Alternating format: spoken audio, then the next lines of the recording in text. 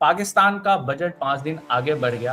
खबर है कि ऐसा इसलिए हुआ क्योंकि वहाँ की जो आर्मी है, वो बजट जो आने वाला था उससे संतुष्ट नहीं है। ऐसी कोई चीज नहीं है कि जो इकोनॉमिक और बजट रिलेटेड है जिसमें पाकिस्तान आर्मी का इन्वॉल्वमेंट नहीं हुआ। इनके इकोनॉमिकल हालत बहुत ही खराब है, ठीक है। जी, ऊपर से जो इंसर्जेंसी चल रही है बलूचिस्तान में, खैबर पख्तूनवा में, टेंशन अलग से अफगानिस्तान के खिलाफ है।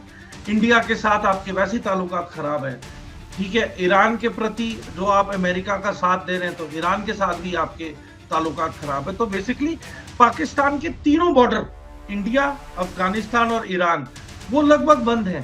ट्रांसपेरेंसी पे कोई इन्होंने पॉलिसी नहीं लाया है। टैक्सेशन रिफॉर्म जीरो है, सब्सिडी रिडक्शन जीरो है। ये तो स्टेट यानी कंट्री की जिम्मेदारी होती है, गवर्नमेंट की जिम्मेदारी होती है कि पब्लिक ओरिएंटेड बजट बनाए। लेकिन यहाँ तो पब्लिक ओरिएंटेड के बजाय फौज का कहना है कि भाई हमारा कोटा बढ़ाओ, पब्लिक ओरिएंटेड जो बचेगा उसके बाद पब्लिक के पास जाएगा। सऊदी अरब में जितने भी जवान और अफसर गए हैं पाकिस्तान फौज के, वो सुन्नी गए हैं, शिया जी, इन्होंने भेजे ही नहीं। ये जी। अपने आप ही करप्शन जितनी फैलती रहेगी और जितना पाकिस्तान मिलिट्री का दबदबा बनता रहेगा, उतना ही पाकिस्तान की अवाम और पाकिस्तान की मिलिट्री एक दूसरे के बरखिलाफ रहेंगे।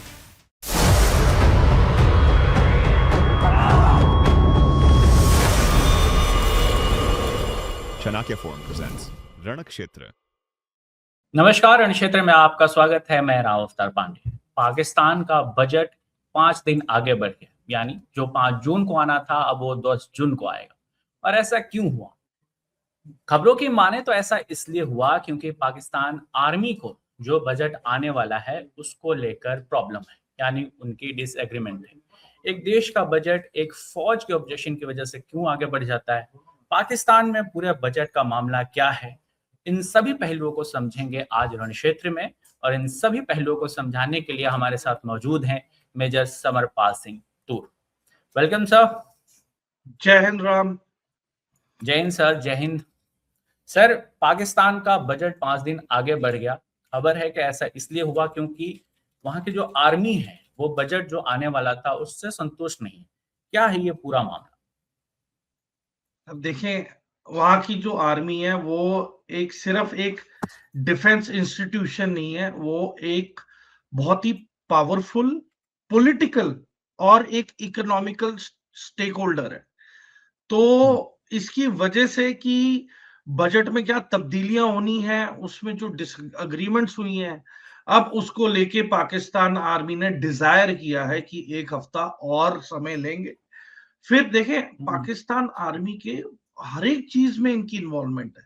जैसे कि जी, रियल एस्टेट के वेंचर हो गए, ठीक है। तो मतलब ये प्रॉपर्टी डीलर तो है ही। हम्म, इंडस्ट्रियल होल्डिंग्स, कोई भी नई इंडस्ट्री सेटअप होनी है, उसमें पाकिस्तान मिलिट्री का परसेंटेज शेयर होता है। हफ्ता हम्म, वसूली। फिर वेलफेयर ट्रस्ट हो गए, जो काला पैसा वाइट करना होता है तो वेलफेयर ट्रस्ट चला लो, ठीक है। फिर एग्रीकल्चरल लैंड हो गए, लैंड की डीलिंग एग्रीकल्चरल लैंड की, उसमें इनका इन्वॉल्वमेंट और परसेंटेज शेयर है। फिर स्ट्रेटेजिक इंफ्रास्ट्रक्चर प्रोजेक्ट्स, उसके अंदर इनका स्टेक है। तो हम्म, ऐसी कोई चीज नहीं है कि जो इकोनॉमिक और बजट रिलेटेड है जिसमें पाकिस्तान आर्मी का इन्वॉल्वमेंट नहीं हो। तो जी, बेसिकली ये है। एंड मेन इनकी वही है कि एक्सपेंडिचर, देखिए इनके इकोनॉमिकल हालत बहुत ही खराब है, ठीक है। जी, ऊपर से जो इंसर्जेंसी चल रही है बलूचिस्तान में, खैबर पख्तूनवा में, टेंशन अलग से अफगानिस्तान के खिलाफ है। इंडिया के साथ आपके वैसे ही ताल्लुकात खराब है, ठीक है। ईरान के प्रति जो आप अमेरिका का साथ दे रहे हैं, तो ईरान के साथ भी आपके ताल्लुकात खराब है। तो बेसिकली पाकिस्तान के तीनों बॉर्डर, इंडिया, अफगानिस्तान और ईरान, वो लगभग बंद है। तो जी, वैसे ही ट्रेड नहीं हो रही है, ठीक है। ऊपर से जिस तरीके से ये मतलब आतंकी तंजीमों की फंडिंग कर रहे हैं, ठीक है, और जिस तरीके से तहरीके तालिबान हो गया, बलूचिस्तान लिबरेशन आर्मी हो गई, इनके हमले बढ़ते जा रहे हैं अब पिछले सालों में, ठीक है। जी, तो बेसिकली जो भी ऑपरेशंस कर रही है फौज इनकी, इनको चाहिए पैसा, इनको चाहिए हम्म, लॉजिस्टिक्स के लिए पैसा, इनके लिए चाहिए इंटेलिजेंस एसेट्स बनाने के लिए पैसा, सर्वेलेंस सिस्टम के लिए पैसा, ट्रूप की डिप्लॉयमेंट के लिए पैसा, और बल्कि पैसे के लिए तो इन्होंने अपनी आर्मी को भी प्राइवेट बना दिया, private military contractor, PMC Pakistan military हो चुकी है। ठीक है, जैसे सऊदी अरब को इन्होंने पैसे के बदले अपनी फौज को गिरवी रख दिया है। ठीक है, जी उसके बाद जो पाकिस्तान की इकोनॉमिक लिंक्ड प्रोजेक्ट है बेसिकली, वो आईएमएफ से ही ये पैसे निकलवाते हैं। ठीक है, जी तो इन्होंने लेंडिंग के ऊपर कोई पॉलिसी चेंज नहीं किया है। ठीक है, ट्रांसपेरेंसी पे कोई इन्होंने पॉलिसी नहीं लाया है, टैक्सेशन रिफॉर्म जीरो है, सब्सिडी रिडक्शन जीरो है। ठीक है, और फिर स्टेट लिंक्ड इंस्टीट्यूशंस है, उन पे पूरा आर्मी का कब्जा हुआ पड़ा है। तो पोटेंशियली आर्मी ने ही सारे इकोनॉमिकल नेटवर्क इनके कंट्रोल करके रखे। ठीक है, तो अब महज ये है कि इनका गवर्नेंस स्ट्रक्चर, अब देखिए पाकिस्तान में जिस तरीके से महंगाई बढ़ रही है, ठीक है, तो जी आईएमएफ ने कुछ इन्हें बोले हैं कि आपने कुछ मेजर्स फॉलो करने हैं। अब वो मेजर आईएमएफ ने क्या क्या बोले, इकोनॉमिक मेजर्स, वो बोले हैं कि आपने अपना टैक्सेशन को बढ़ा देना है। ठीक है, फिर आपने अपनी सब्सिडीज घटा देनी है। उसके बाद आपने जो एनर्जी प्राइसेस हैं, ठीक है, उसको बढ़ा देना है ताकि लॉस आपका कम हो जाए। ठीक है, जो इनकेस एंटरप्राइसेस हैं, गवर्नमेंट एंटरप्राइसेस जो इनको प्रॉफिट नहीं ला रहे, कह रहे उन्हें प्राइवेटाइज कर दो, वो भी आर्मी हक में नहीं है। ठीक है, ट्रांसपेरेंसी इन पब्लिक फाइनेंसेस के लिए आईएमएफ ने बोला है, उसके लिए भी रजामंदी नहीं बन रही है। Better documentation of the economy, उसके लिए भी रजामंदी नहीं हो पा रही है। तो जहां जहां आईएमएफ ने अपने नजरिए से पाकिस्तान को बोला है कि अगर आपको बेल आउट पैकेज चाहिए, आपको फाइनेंशियल स्टेबिलिटी चाहिए, तो आप ये वाले पॉइंट्स पे अमल करें, पर वो पाकिस्तान आर्मी इन्हें अमल नहीं करने दे रही, क्योंकि अगर इन्होंने इन पॉइंट्स पे अमल किया तो फिर पाकिस्तान मिलिट्री का बजट और जो उसकी साइड अर्निंग है वो हो जाएगी बंद। जी तो बेसिकली अगर आप टैक्स रेस कर दोगे, बिजली के बिल भी बढ़ा दोगे जो अभी से ही है, तो हम्म। गवर्नमेंट तो वैसे ही अनपॉपुलर हुई हुई है, प्रोटेस्ट तो चल फिर ही रहे। इसके अलावा ये जो गवर्नमेंट्स की बात है और हम्म, पाकिस्तान में किन किन चीज़ों की कीमतें बढ़ रही हैं, ये एक पहलू है। इसके साथ सर एक बड़ी ही मज़ेदार चीज़ ये आई कि आईएमएफ का कहना है कि Pakistan government public oriented budget बनाए। पाकिस्तान आर्मी का कहना है कि जो आर्मी का बजट है वो 20 से 25% बढ़ना चाहिए, जबकि ये तो स्टेट यानी कंट्री की जिम्मेदारी होती है, गवर्नमेंट की जिम्मेदारी होती है कि पब्लिक ओरिएंटेड बजट बनाए।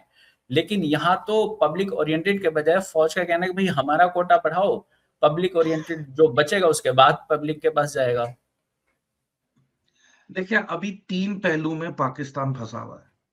पहली जी चीज तो आईएमएफ कह रहा है आप इकोनॉमिक डिसिप्लिन और हमारी पॉलिसी फॉलो करो, वो ये कर नहीं हम्म पा रहे। दूसरे हम्म तौर पे पाकिस्तान की सरकार को सरवाइव करना है, उसके लिए यदि उसने आईएमएफ के पॉइंट्स फॉलो किए तो सरकार गिर जाएगी।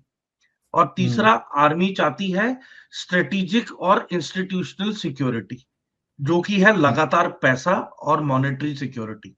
वो मुहैया पाकिस्तान की गवर्नमेंट मुश्किल से करा पा रही है, क्योंकि अब पाकिस्तान की जो पॉलिटिकल टॉप रास है वो भी अब अपने पैसे नहीं कमा पा रहे हैं थ्रू करप्शन, वो सारा का सारा अब पाकिस्तान मिलिट्री में ही जा रहा है। तो जी इनकी आपस में रजामंदी नहीं बन रही है। आप टेबल पे आईएमएफ को बिठा दो, एक तरफ पाकिस्तान मिलिट्री को बिठा दो, और एक तरफ आप पाकिस्तान के पॉलिटिकल टॉपरास को बिठा दो। इन तीनों की रजामंदी किसी में भी नहीं बन रही है, हम्म जिसकी वजह से इनकी इकोनॉमी क्रैश कोर्स पे चल चुकी है। सस्टेनेबल इकोनॉमिकल मॉडल इनके पास नहीं है। ये लोन लेते हैं लोन चुकाने के लिए, ये लोन इसलिए नहीं लेते कि कोई इंडस्ट्री सेटअप कर दो ताकि उस पे प्रॉफिटेबिलिटी कंसिस्टेंसी आए और मुनाफा भी आए, वो री इन्वेस्ट करें बिजनेसेस में, वो ये नहीं कर रहे हैं। करप्शन इतनी ज्यादा है।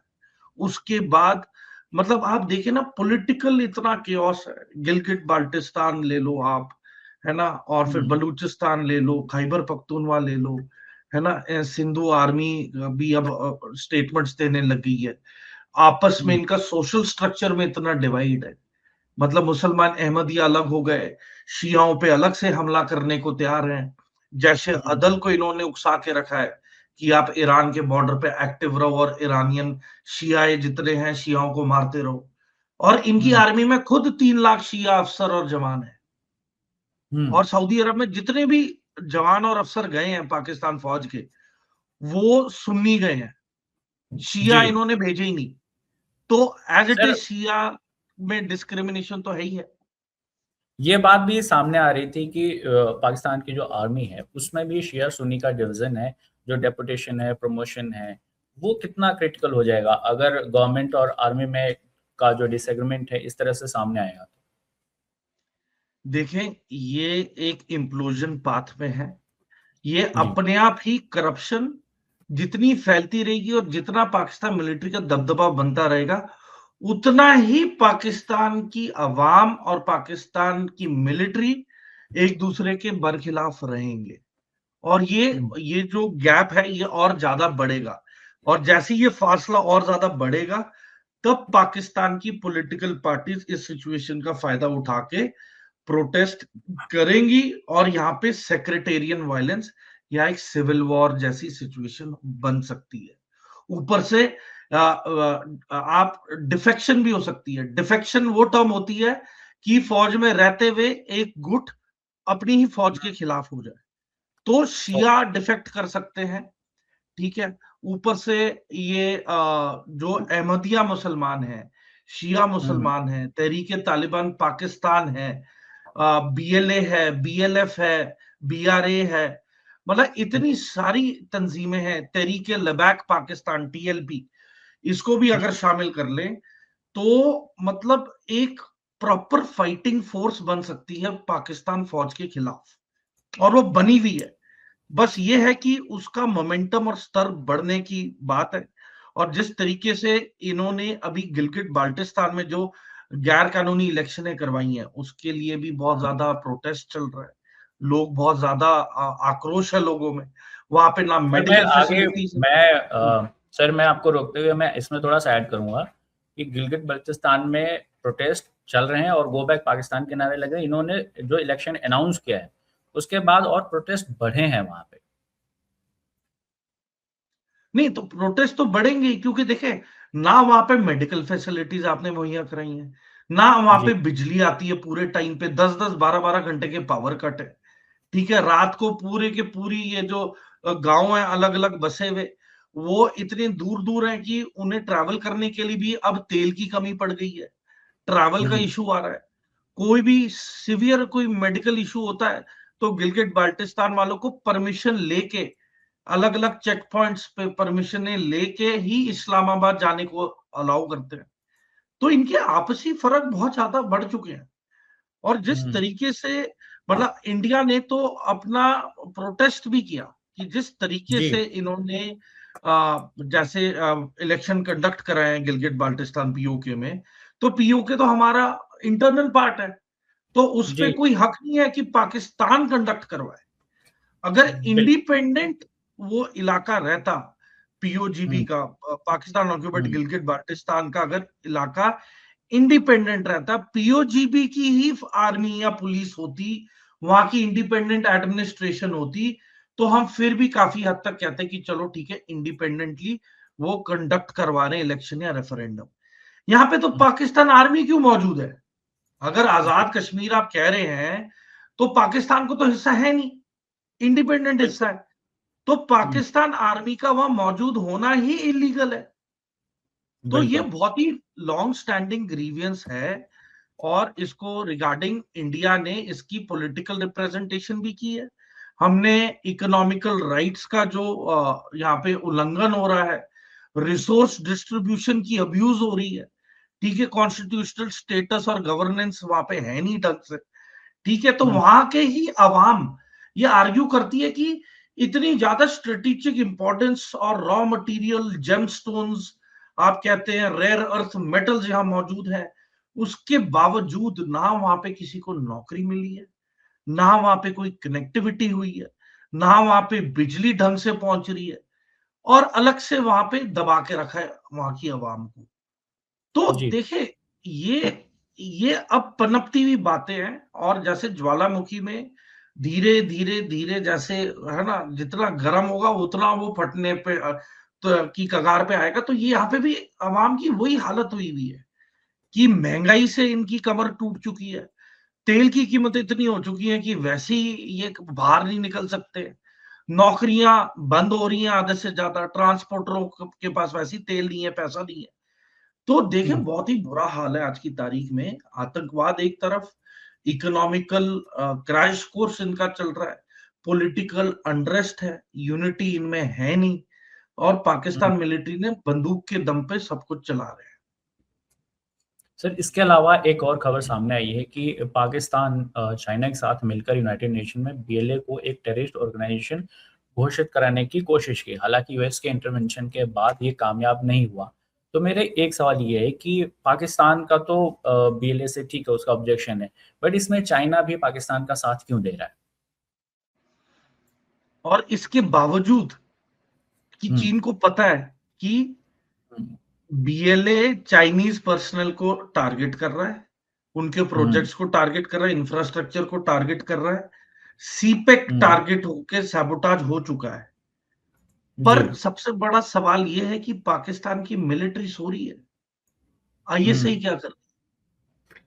और फिर इंटरनेशनल इन्फ्लुएंस, क्या अमेरिका जो करीबी दोस्त है पाकिस्तान का, क्या वो वाकई ही चाहता है कि सीपेक एग्जिस्टेंस में आए? क्या अमेरिकन डीप स्टेट इस सैबोटाज में इन्वॉल्व है? क्या अमेरिका ये बीएलए वाली मूव में वीटो करेगा या नहीं करेगा? तो ये चीजें जायज तौर पे क्लियर होंगी यदि अमेरिका ने या किसी भी जो इंपॉर्टेंट सिक्योरिटी काउंसिल की कंट्रीज हैं परमानेंट मेंबर, जो ये वीटो करेगा, वहां पे साफ क्लियर पता चल जाएगा कि कौन सा मुल्क सीपेक को कामयाब होना चाहता है या नहीं कामयाब होना देखना चाहता। तो देखे, आज तक की आईएसआई की सारी इंटेलिजेंस असेसमेंट्स को क्या हो गया, डिप्लोमेटिक लीवरेज को क्या हो गया, जो ये कहते थे कि मतलब इतनी पक्की है और गहरी है इनकी दोस्ती पाकिस्तान और चीन की, ये जो दावे करते थे कि समुद्र से गहरा है ना, और हिमालय से आसमान ऊपर। से भी ऊंचा, हाँ, तो वो दोस्ती का क्या हो गया? तो ये सारी खोखली बातें हैं। यहाँ पे अंदरूनी एक दूसरे को धोखा दिया जा रहा है। आप बलूचिस्तान ले लो, खैबर पख्तूनवा ले लो, ठीक है, ये इकोनॉमिकली बहुत ही इंपॉर्टेंट जगह है, और यहीं पे गदर हो रहा है। अब किसकी बदौलत हो रहा है? अमेरिका पक्का इसमें इन्वॉल्व है, क्योंकि वो चीन के खिलाफ है। ईस्ट वर्सेस वेस्ट, आप ईरान की लड़ाई देख लो, प्रैक्टिकली देखा जाए तो it is America versus China और रशिया एक हद तक, ठीक है। तो बहुत सारे इसके रेपरकशंस होने वाले हैं। एक बात और सामने आई है, जिस तरह से बजट पर लेकर आर्मी और सरकार के बीच में डिसएग्रीमेंट एकदम सामने आए, तो क्या आपको लगता है कि आने वाले समय में गवर्नमेंट और आर्मी के जो और पहलू हैं जिन पर ये दोनों एक पेज पर नहीं है, वो भी सामने आएगा? देखिए, इनमें फर्क तो है ही, ये दोनों एक राह पे नहीं चल रहे हैं। कहीं पे भी जिम्मेदारी की बात आती है तो शहबाज शरीफ को आगे खड़ा कर दो, वो खाएगा गालियां, वो लेगा क्रिटिसिज्म। जहां पे कोई मतलब कन्वीनियंस है या कोई पॉलिटिकल इवेंट आ रहा है या कोई दरबारों वाला कोई असाइनमेंट आ गई कि दरबान बन जाओ, है ना, कोई गेस्ट आ रहा है तो वहां पे हाथ जोड़ के कालीन की तरफ बिछ जाओ और वहां पे वेलकम करो, है ना, उनका चाय पानी का बंदोबस्त करो, उसमें पाकिस्तान मिलिट्री बढ़ चढ़ के आ रही है आगे, और इससे वो फील्ड मार्शल फेवरेट हो गया प्रेसिडेंट ट्रम्प का। तो जाहिर सी बात है, ऊपर से देखें, पाकिस्तान मिलिट्री का रेलेवेंस बढ़ेगा, क्योंकि वो जो क्रिप्टो प्रोजेक्ट है ट्रम्प का, जो क्रिप्टो करेंसी वाला प्रोजेक्ट है, वो पाकिस्तान मिलिट्री ही मॉनिटर कर रही है, वो ही इनकरेज कर रही है। पूरा इस पे और बताएं, इससे पहले ये क्रिप्टो वाला प्रोजेक्ट है, पहले ये समझाइए क्या है ये। देखिए, क्रिप्टो वाला प्रोजेक्ट ये है कि अमेरिका ने बोला है पाकिस्तान को कि जो क्रिप्टो करेंसी का जो एक्सचेंज है और जो इंफ्रास्ट्रक्चर है वो पाकिस्तान में सेटअप हो, क्योंकि देखिए इसके लिए एक तो पावर पावर कंजम्पशन बहुत ज्यादा है। तो पहली चीज जी। तो पावर सप्लाई कांस्टेंट होना चाहिए। वो मुझे दिख नहीं रहा है। जिस तरीके से पानी इनका रुक गया है, तो ये कहां से बिजली लाएंगे, कैसे मैनेज करेंगे, भगवान जाने। दूसरा, आज की तारीख में उत्तर कोरिया का पूरा 2 नंबर का पैसा क्रिप्टो करेंसी के चोरी पे ही चल रहा है। क्रिप्टो जी। करेंसी में ही ट्रांजैक्शंस चल रही हैं, उसी से ही वेपन्स की ब्लैक मार्केटिंग के ट्रांजैक्शन हो रहे हैं, वहीं पे डार्क वेब के ऊपर कम्युनिकेशन हो रहा है। तो क्रिप्टो करेंसी और डार्क वेब का रिश्ता बहुत गहरा है, और इसे ट्रैक और ट्रेस करना बहुत ही मुश्किल है। और ओके। क्रिप्टो करेंसी को तो आप बैक ट्रैक कर ही नहीं सकते हो। तो जाहिर सी बात है कि ट्रंप फाउंडेशन का सारा 2 नंबर का पैसा अगर वाइट करना है, तो वो आज की तारीख में पाकिस्तान का क्रिप्टो करेंसी का ही इंफ्रास्ट्रक्चर होगा, जो इसका ब्लैक का पैसा व्हाइट में करेगा। पाकिस्तान में ही बेस्ड क्रिप्टो करेंसी का इंफ्रास्ट्रक्चर होगा, जो अमेरिका का जो $3 ट्रिलियन डेट है, उसका जी। स्तर कम करने के लिए यही इंफ्रास्ट्रक्चर यूज किया जाएगा। तभी प्रेसिडेंट ट्रंप, मैं बता रहा हूं, वो पॉलिटिशियन नहीं, व्यापारी है। और वो जानता है कि ये एक विन विन सिचुएशन और डील है अमेरिका के लिए, यदि पाकिस्तान के अंदर क्रिप्टो इंफ्रास्ट्रक्चर सेटअप हुआ। पर अब सबसे बड़ा सवाल, इस प्रोजेक्ट को सैबोटाज करने के लिए आज की तारीख में तालिबान भी बैठा हुआ है, जी। चाइना भी बैठा हुआ है, रशिया भी बैठा हुआ है। और चाइना ने तो रशिया ने तो तालिबान के साथ डिफेंस पैक्ट भी साइन कर लिया है। जी, तो बिल्कुल। अब मिलिटराइजेशन ऑफ तालिबान होगा रूस के जरिए। और अब पाकिस्तान के लिए घबराने वाली बात है, क्योंकि रूस इंडिया का भी बहुत तकड़ा एलाई है, और अब अफगानिस्तान का भी बहुत जबरदस्त एलाई होने वाला है, क्योंकि सारे हथियार, सामान और इक्विपमेंट, ट्रेनिंग, सब कुछ रशियन इक्विपमेंट होगा। और वो अब तालिबान प्रॉपर मिलिटराइजेशन की ओर चल चुकी है। तो जी। अब आइसोलेटेड कौन रह गया बीच में? पाकिस्तान। अब पाकिस्तान के आइसोलेशन, पाकिस्तान की मिलिट्री जिम्मेदार है, क्योंकि आज की तारीख में पाकिस्तान की मिलिट्री चाइना के साथ भी बैठ रही है और अमेरिका के साथ भी बैठ रही है। और दोनों, अमेरिका और चीन को पाकिस्तान की क्रेडिबिलिटी पे शक है, जब वो एक दूसरे के ऑपोजिट राइवल्स के पास जाता है, अमेरिका और चाइना। तो ट्रस्ट जी। फैक्टर बहुत ही ज्यादा चिंताजनक हो चुका है, चीन के लिए भी, अमेरिका के लिए भी। और पाकिस्तान ऐसी एक टाइट रोप रस्सी पे चढ़ के बैलेंस बनाने की कोशिश कर रहा है, ताकि वो दोनों को भी खुश रख सके और दोनों से फायदा भी उठाए। बट ये बहुत ही बड़ा रिस्क है। और मैं आपको बता रहा हूं कि अगला यूक्रेन अगर एशिया का जी। होगा, तो वो पाकिस्तानी होगा। और पाकिस्तान की टर्फ के ऊपर चाइना भी लड़ाई लड़ेगा, अमेरिका भी लड़ाई लड़ेगा, रूस भी लड़ाई लड़ेगा, तालिबान भी लड़ाई लड़ेगा इनकी टर्फ पे अमेरिका के खिलाफ। तो एक किस्म से ये एक बैटल ग्राउंड बन जाएगा फॉर ईस्ट वर्सेस वेस्ट। और इसके अंदर इकोनॉमिकल आ जाएगा, पॉलिटिकल आ जाएगा, आपका क्रिप्टो आ जाएगा, एआई आ जाएगा, आपका इंटेलिजेंस सर्विसेज का बैटल ग्राउंड पहले से ही बना हुआ है। तो देखिए, बहुत ज्यादा, देखिए, एक आप लिमिट में सबके साथ बना के रखें, जैसे इंडिया है। हम एक मेजर्ड तरीके से हमने सबके साथ ठीक ठाक बना के रखी है। हम इतना नजदीक भी नहीं है हर एक के साथ, ताकि औरों को तकलीफ हो, और इतनी दूरी भी नहीं है कि हमारी कोई कम्युनिकेशन या वार्तालाप ही खत्म हो जाए। जी। हमने सिर्फ इकोनॉमिकल पॉइंट ऑफ व्यू और India first point of view से हमने सबके साथ economical and trading point of view से, पॉलिटिकल स्टेबिलिटी के पॉइंट ऑफ व्यू से हमने सबके साथ बना के रखी है। बट पाकिस्तान, वो ओवर इन्वॉल्व है पॉलिटिकली विद एवरी नेशन, वो जी। ओवर इंटेलिजेंस है इकोनॉमिकली एंड पर्सनली।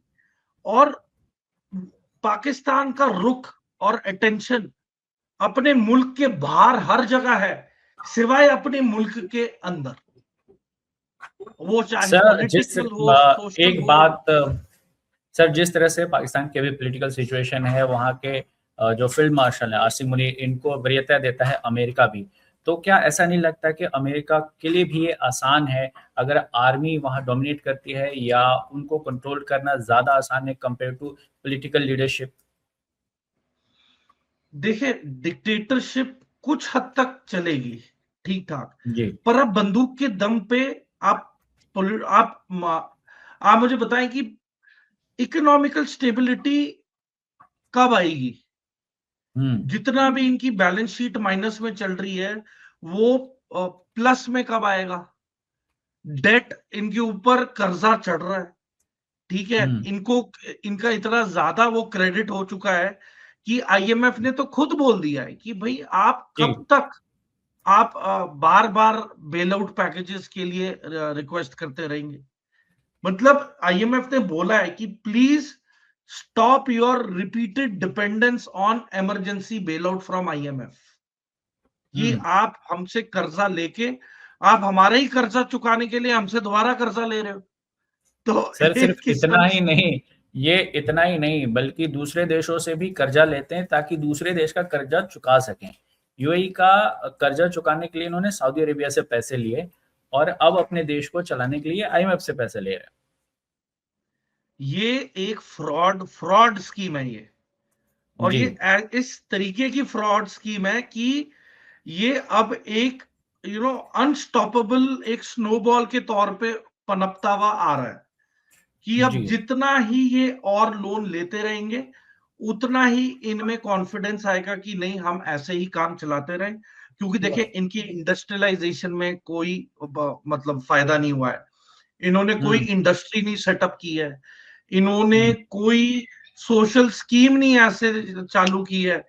तो ये सारी चीजें मन में रखते हुए ये एक इकोनॉमिकल क्रैश कोर्स में ही जा रहे हैं। कुछ कंस्ट्रक्टिव नहीं बन रहा है पाकिस्तान में। सीपेक जी। आपका बंद हो गया, ग्वादर पे आपका कंट्रोल नहीं रहा, है ना। ऊपर से बीएलए, अगर आपने बाहर निकलना भी है पाकिस्तान आर्मी में, आपको बख्तरबंद गाड़ियां और बुलेट प्रूफ व्हीकल में ही निकलना है। वहां की लोकल पुलिस ने ही पाकिस्तान आर्मी के साथ क्लैश करके बोल दिया कि आप कृपया हमारे इलाके में मत आए, यहाँ पे सब ठीक चल रहा है, एडमिनिस्ट्रेटिव पॉइंट ऑफ व्यू से आपकी जरूरत नहीं है। आप जैसे ही आते हैं वहां पे आप हमले भी लेके आते हैं, आप डिस्टरबेंस भी लाते हैं, और वहां पे तबाही भी लेके आते हैं।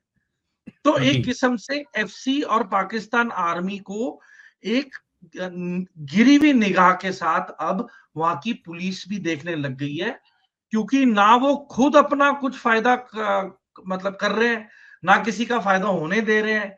सोशल स्ट्रक्चर में इतनी वो आ गई है इनसिक्योरिटी कि अगर कहीं पे कुछ गलत हो भी रहा है सोसाइटी में, सोसाइटी को नहीं पता कि वो पुलिस के पास जाए, आर्मी के पास जाए, किसके पास जाए गुहार लगाने के लिए। जुडिशरी का पूरा इन्फ्लुएंस हो चुका है पाकिस्तान मिलिट्री का, तो आप क्या ही कर सकते हैं। यस सर, बहुत बहुत शुक्रिया सर तमाम पहलुओं को समझाने के लिए। अगर आपको भी मेजर टूर से कोई सवाल पूछना है तो कमेंट बॉक्स में जरूर बताएं। इसके साथ ही वीडियो को लाइक और शेयर करना बिल्कुल ना भूलें। Thank you sir. जय हिंद।